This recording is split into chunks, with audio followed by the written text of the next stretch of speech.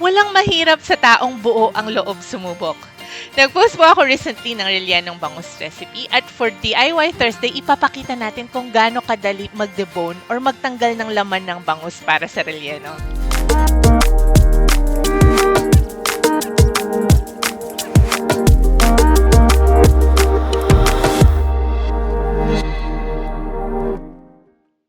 Bago ang lahat, isang malaking shoutout sa aking mother dear na nagturo sa atin na kung paano ang madaling mga techniques ng paggawa ng rellenong bangus.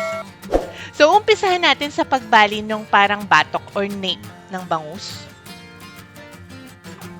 Pagkatapos ay baliin naman natin yung buntot na part, kagaya ng nakikita natin ngayon.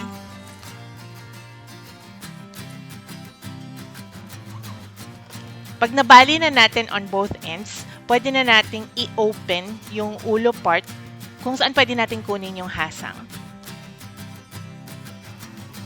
Ito na rin ang magsisilbing opening para maihiwalay natin yung laman ng bangus.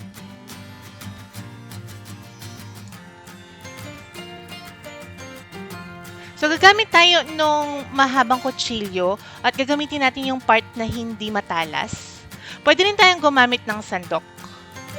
Basta mahaba yung handle. So, unti-unti nating ihihiwalay yung laman ng bangus mula sa balat. Again, i-make sure lang natin na hindi yung matalas na part ng kutsilyo ang gagamitin natin para hindi mabutas yung balat ng bangus. So, gagawin lang natin ito on all sides of the bangus.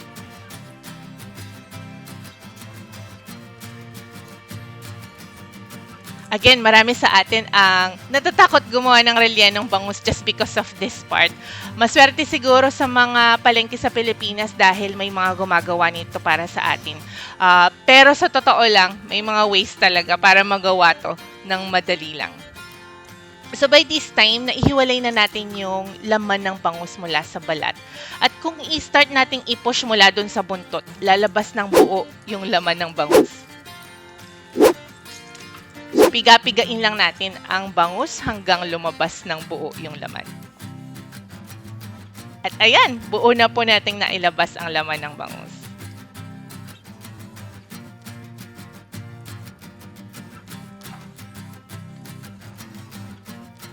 At this time, sisimutin lang po natin lahat ng laman mula sa balat using a spoon.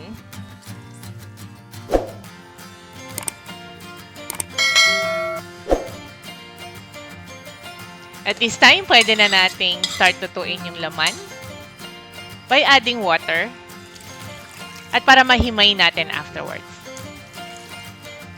There you go! What we thought was a dreadful part of making rellenong bangus was not dreadful after all. Sana po nakatulong. Salamat po!